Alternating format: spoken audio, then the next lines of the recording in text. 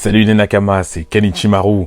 Dans cette vidéo, on va essayer d'étudier, ou en tout cas d'analyser, le personnage de Shanks le Roux. Quel est son rôle, quels sont les mystères qui entourent Shanks le Roux, car vous allez voir qu'il y a énormément de mystères autour de ce personnage.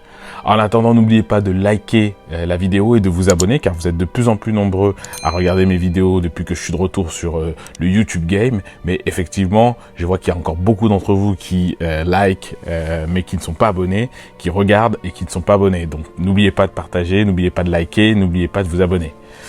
Alors, Shanks le Roux, ce qu'on sait de lui, c'est que c'est un Yonko depuis 6 ans. C'est le dernier à avoir du coup rejoint les Yonko. On sait aussi que c'était l'ancien de l'équipage de Goldie Roger. Maintenant, vous allez voir qu'il y a énormément de mystères qui entourent ce personnage qu'on aime tous, qui est Shanks. Déjà, premièrement, on sait qu'il a possédé, ou en tout cas qu'il a recherché le Gomu no Gomu no Mi.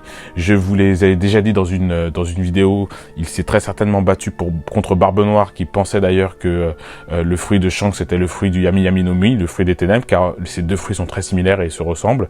Je vous invite à regarder la vidéo où je parlais des fruits du démon. On sait que Shanks s'est retrouvé donc du coup sur l'île de Fushia et a rencontré Luffy, mais que Luffy n'était pas du tout son objectif. Shanks n'était très certainement pas venu à East Blue pour voir Luffy et sur l'île de Fushia pour voir Luffy, mais je pense qu'il était tout simplement venu pour poser ou en tout cas rendre hommage à God Roger, qui est tout simplement mort à East Blue. Donc est-ce que Shanks cherchait la tombe de God Roger? Est-ce que la tombe de God Roger est en quelque part à East Blue? Ça, c'est une question que je me pose et c'est une question que vous voudriez vous poser, car c'est vrai que God Roger est mort, mais on nous a jamais dit dans One Piece où était enterré son corps et où était le cadavre de God Roger. Ça, c'est une chose importante. La deuxième chose, c'est qu'il semble que Luffy, et ça apparaît de plus en plus pour ceux qui lisent les scans dans les derniers chapitres, mais je ne spoil pas, mais que Luffy semble avoir énormément de similitudes avec God Roger et semble avoir des points communs avec God Roger, ce qui fait que Shanks, qui est l'héritier du chapeau de paille, a confié immédiatement à Luffy son chapeau de paille.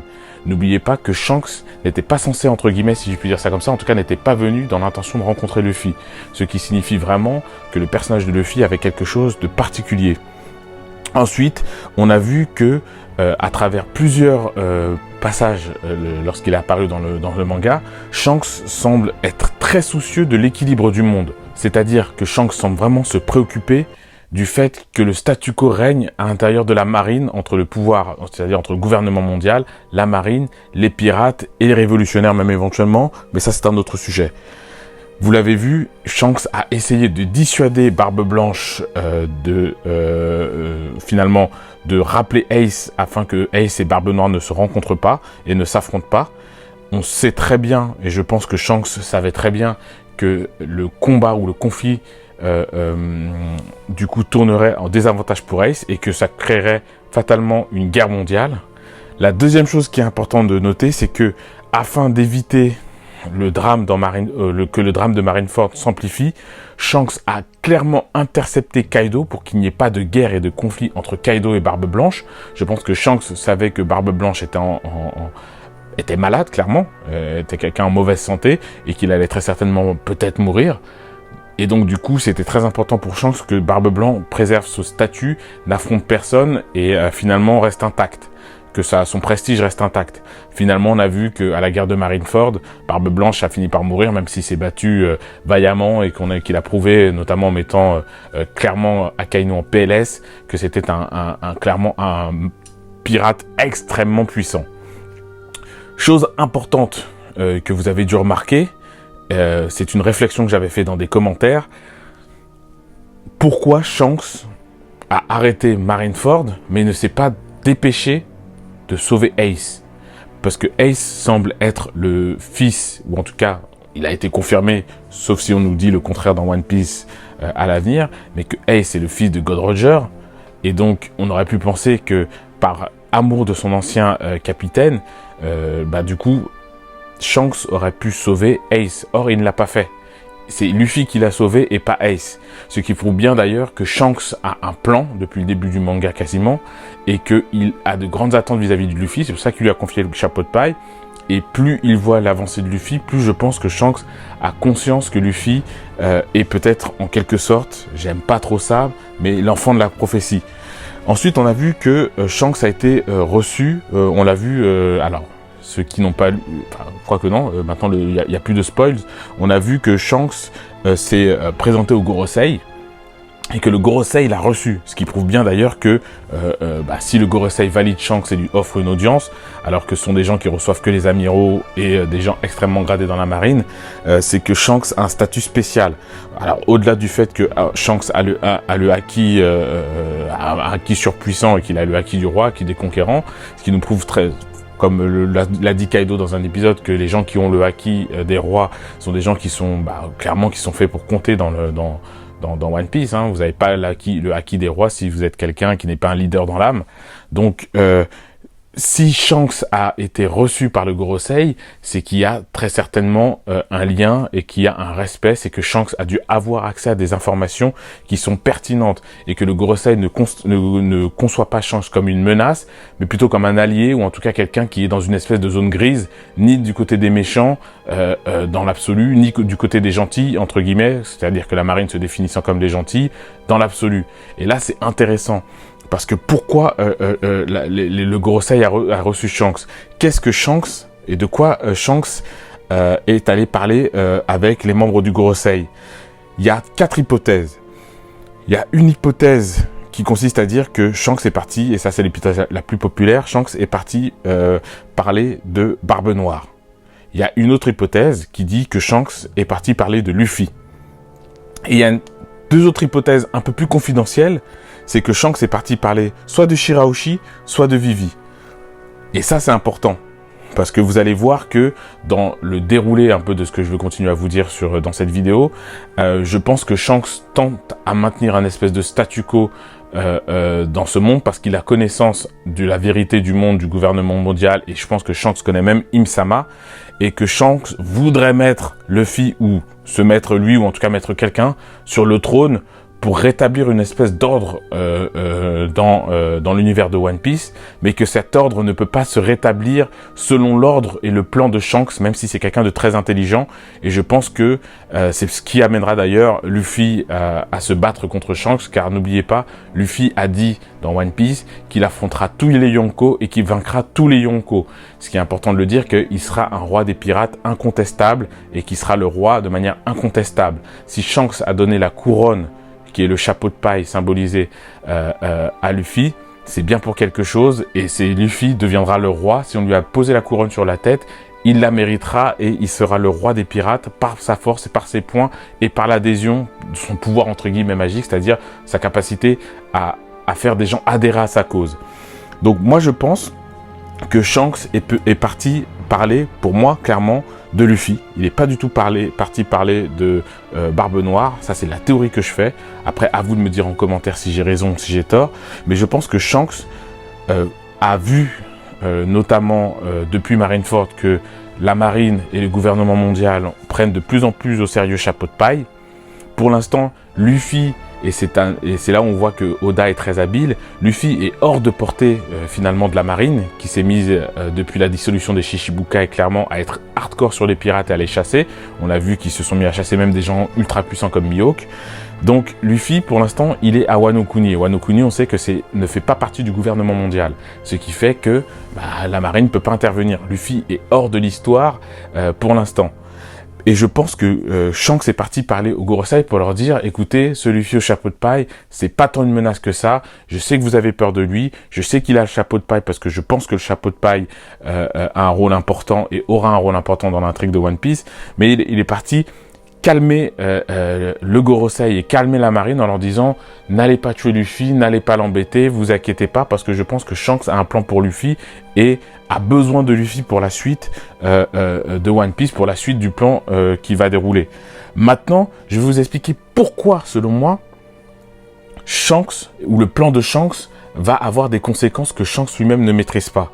Et pourquoi d'ailleurs ça va être une très mauvaise idée pour la marine de s'attaquer à Luffy, car la confrontation de la marine contre Luffy créera fatalement un cataclysme qui va bouleverser tout l'univers de One Piece et vous allez comprendre rapidement. Je pense que il y a 2 couronnes dans l'univers de One Piece. Entre guillemets, 2 rois dans l'univers de One Piece. Il y a le roi, celui qui porte le chapeau de paille, c'est-à-dire Luffy, si on peut dire ça comme ça. Et il y a le deuxième roi, qui était un homme poisson, celui de la promesse de Joy Boy. D'ailleurs, je pense que Luffy et Joy Boy, ou en tout cas une sorte de réincarnation de Joy Boy, mais qu'il y a une deuxième réincarnation possible, ou un deuxième prétendant au titre de Joy Boy. C'est d'ailleurs un personnage qu'on voit qui sourit tout le temps, qui a un dé aussi, c'est Barbe Noire. Et Shanks, je pense aussi, est très concerné par le fait que Barbe Noire convoite le trône et a accès à des informations qui lui permettent d'avoir éventuellement une avance dans la conquête du One Piece par rapport à Luffy et dans la conquête du monde, parce que si Luffy ne veut pas conquérir le monde, aspire à la liberté. Je pense que Barbe Noire, lui, il est un peu comme Rock Dixebeck. Ce qu'il veut, c'est un contrôle du monde. C'est même pas du monde de la piraterie, c'est du monde tout court avec un grand M. Donc moi, je pense que Shanks veut sauver la tête de Luffy, mais en fait, en faisant cela, n'oubliez pas, je vous l'ai dit, le Gorosei et Im-sama ont 4 personnes en tête. Luffy, Barbe Noire, Shirahoshi et Vivi. On a vu que Luffy, pour l'instant, il est hors de portée puisqu'il est à Wano Kuni. On a vu que Barbe Noire, il est en mouvement, il semble vouloir récupérer quelque chose, on ne sait pas quoi, mais pour l'instant, il n'est pas en confrontation avec la marine. On a vu dans les derniers épisodes d'ailleurs qui sont sortis en anime et dans les scans que Shirahoshi est revenu de la rêverie sain et sauf avec son père. Par contre, on n'a aucune nouvelle de Vivi, on sait qu'il est arrivé quelque chose à Sabo et on n'a aucune nouvelle de Vivi. Et c'est là où je vous dis que le Shanks, dans sa volonté de préserver le statu quo et d'épargner Luffy, va créer, ou en tout cas la marine et Shanks aussi, sans le vouloir, vont créer un espèce d'effet domino. Vous allez vite comprendre les choses. Luffy, d'accord, il a un équipage. À travers ses aventures, il s'est fait des alliés parce qu'il a libéré des royaumes. Le royaume d'Alabast, c'est le royaume de Vivi, le royaume de Dressrosa et Wano Kuni. Après ça, et en plus de ça, Luffy, il a une flotte. D'accord ? De plus, Luffy est allié des hommes poissons et du royaume d'Alabast et ainsi de suite. Et son père est un révolutionnaire. Dans son équipage, il a Zoro, qui est une sorte de réincarnation, d'ailleurs c'est un Shimotsuki de Ryoma, donc du clan Wano Kuni. Il a Sanji, qui est un descendant du Jarma Double Six. Il a tout un tas de personnages comme ça, lui-même étant potentiellement d'ailleurs une sorte de réincarnation de Joy Boy ou de God D. Rogers. Tout un tas de personnages qui font que si Luffy se retrouve en danger ou si Luffy se met à bouger face à la marine et se retrouve en difficulté, c'est quasiment la moitié de l'univers de One Piece, parce qu'il ne faut pas oublier non plus que Luffy est allié du royaume de Drum aussi, parce que j'ai parlé d'Alabasta, de Dressrosa, de Wano, mais il y a le royaume de Drum aussi. C'est-à-dire que vous avez quasiment un tiers du gouvernement mondial, en tout cas, en tout cas une bonne partie des pays affiliés au gouvernement mondial, plus des organisations et des univers qui sont opposés au gouvernement mondial, comme le Germa, les hommes poissons, la flotte de Luffy, c'est-à-dire des pirates et des révolutionnaires, plus on sait très bien en plus que Wano est une force militaire qui effraie le gouvernement mondial. On a tout ça qui pourrait se retrouver en confrontation directe, c'est-à-dire le bloc Luffy contre le bloc gouvernement mondial. Et je me dis que si le gouvernement mondial et si Shanks ne joue pas les choses délicatement, on arrivera fatalement à un choc violent qui va bouleverser l'univers de One Piece. On sera dans une guerre qui sera cataclysmique, ça n'a rien à voir avec Marineford. Marineford, c'était des pirates contre la marine. Je le redis, Luffy a au sein de son équipage et a comme allié direct ou entre guillemets indirect, c'est-à-dire des gens qui ne sont pas forcément dans sa flotte mais qui l'apprécient, des royaumes. Il a des pirates, des révolutionnaires et des royaumes du gouvernement mondial.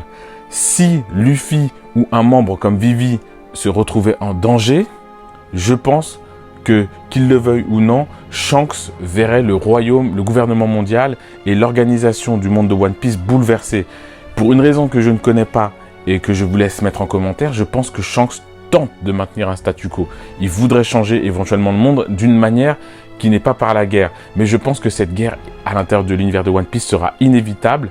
Je pense d'ailleurs aussi que Luffy sera en danger, peut-être même en danger de mort.